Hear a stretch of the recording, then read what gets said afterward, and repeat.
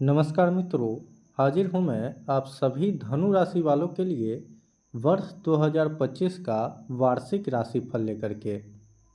आज का ये कार्यक्रम 4 मुख्य ग्रह शनि, राहु, केतु और गुरु के गोचर पर आधारित है, क्योंकि गोचर कुंडली में सबसे अधिक इन्हीं ग्रहों का प्रभाव होता है।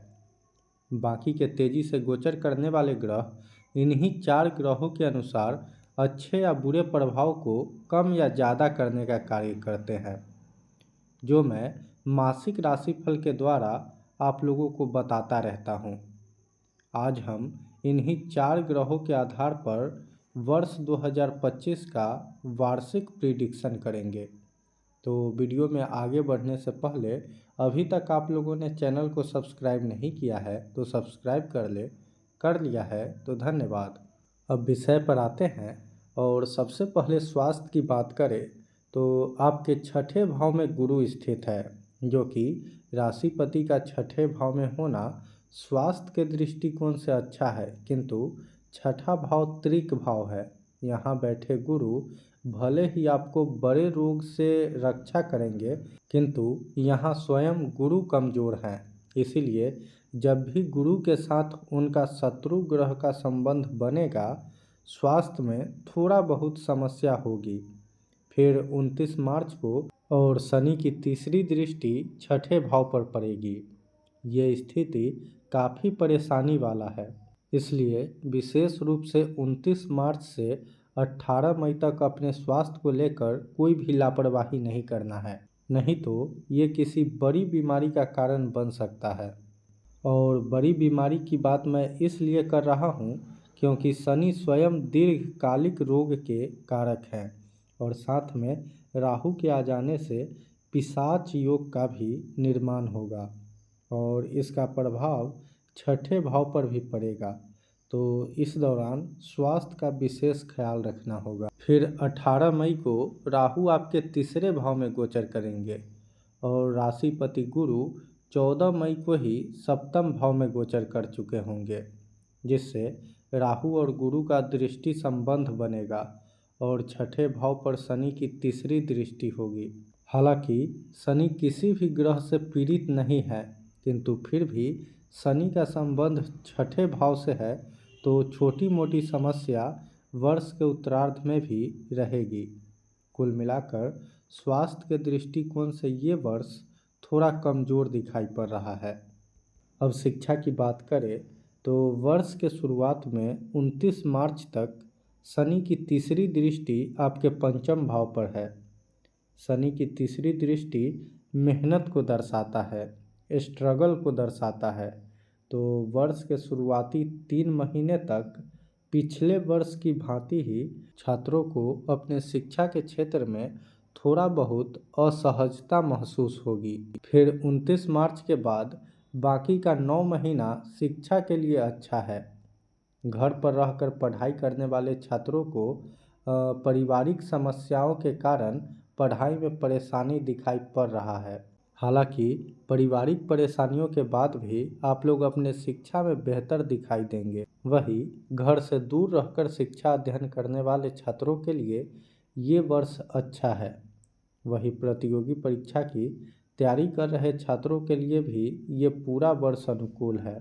कुल मिलाकर वर्ष का शुरुआत भले ही शिक्षा के दृष्टिकोण से थोड़ा उतार चढ़ाव वाला है, वही मार्च के बाद पूरा वर्ष आपके शिक्षा के लिए अनुकूल है। अब आर्थिक स्थिति की बात करें तो धन भाव का स्वामी शनि 29 मार्च तक तीसरे भाव में, फिर सुख भाव में गोचर करेंगे। वर्ष का शुरुआत सामान्य रहेगा। फिर 29 मार्च को शनि राहु के साथ चतुर्थ भाव में गोचर करेंगे और ये युति 18 मई तक रहेगी। इस दौरान यदि आपको वाहन है तो उस पर बहुत अधिक खर्च होगा, या फिर ये कह सकते हैं कि वाहन में बहुत तरह की परेशानी संभव है। इसके अलावे इस दौरान भूमि से संबंधित कोई डील करते हैं तो उसमें भी विवाद संभव है। कुल मिलाकर इस दौरान भूमि भवन वाहन से संबंधित कार्य करते समय जागरूक रहें, या फिर इससे संबंधित कोई भी कार्य इस दौरान करें ही न। फिर 18 मई के बाद का समय आर्थिक दृष्टिकोण से बहुत अच्छा दिखाई पड़ रहा है। आमदनी के सोर्स मजबूत होंगे क्योंकि एकादश भाव को गुरु अपनी पंचम दृष्टि से देख रहे हैं। और 18 मई को राहु भी आपके तीसरे भाव में गोचर कर जाएंगे और तब शनि आपके चतुर्थ भाव में धन भाव का स्वामी होके अकेला गोचर करेंगे। ये स्थिति आपके धन के लिए काफ़ी बेहतर दिखाई पड़ रहा है। इस दौरान धन सेविंग बहुत अच्छा होगा। कुल मिलाकर अगर एक लाइन में बोला जाए तो वर्ष का उत्तरार्ध आप लोगों के लिए आर्थिक दृष्टिकोण से बहुत बेहतर है। वही आपके कार्य क्षेत्र की बात करें तो आपके दसम भाव में केतु है। केतु एक विच्छेदात्मक ग्रह है जिस कारण से पिछले वर्ष भी यानी कि वर्ष 2024 में भी आप लोगों को अपने व्यवसाय में परेशानी हुई होगी और वर्ष 2025 में भी आप लोगों को शुरुआती 5 महीनों तक यानी मई 2025 तक परेशानी रहेगी। हालांकि इस दौरान भी जो लोग बाल कटिंग का कार्य करते हैं या फिर कथावाचक का कार्य करते हैं या फिर अन्य कोई भी ऐसा कार्य जो केतु से संबंधित है, ऐसे कार्य को करने वाले लोगों के लिए वर्ष का शुरुआत भी काफ़ी बेहतर है। फिर 18 मई 2025 के बाद पूरा वर्ष हर प्रकार के व्यवसाय के लिए उत्तम है। वही नौकरी पेशा से जुड़े लोगों की बात करें तो 29 मार्च से 18 मई के बीच नौकरी में काफ़ी तनाव का माहौल रहेगा। वही 18 मई के बाद का समय काफ़ी बेहतर है। नौकरी में ट्रांसफ़र के योग हैं लेकिन ये ट्रांसफ़र आपके मन अनुकूल होगा।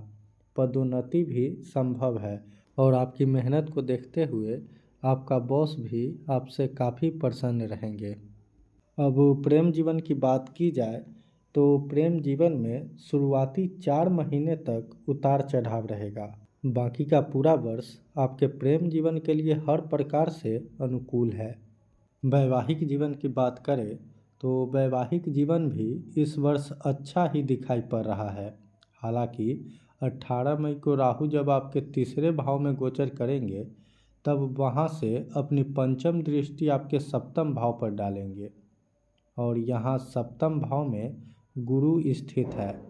तो वैवाहिक जीवन में सामान्य रूप से थोड़ा बहुत चुनौतियाँ भी आएगी किंतु गुरु के यहाँ होने से ज़्यादा प्रॉब्लम नहीं होगी, यानी वैवाहिक जीवन इस वर्ष अच्छा ही दिखाई पड़ रहा है। तो आज के कार्यक्रम में बस इतना ही। जाने से पहले वीडियो को लाइक कर दे और चैनल को सब्सक्राइब करना न भूलें।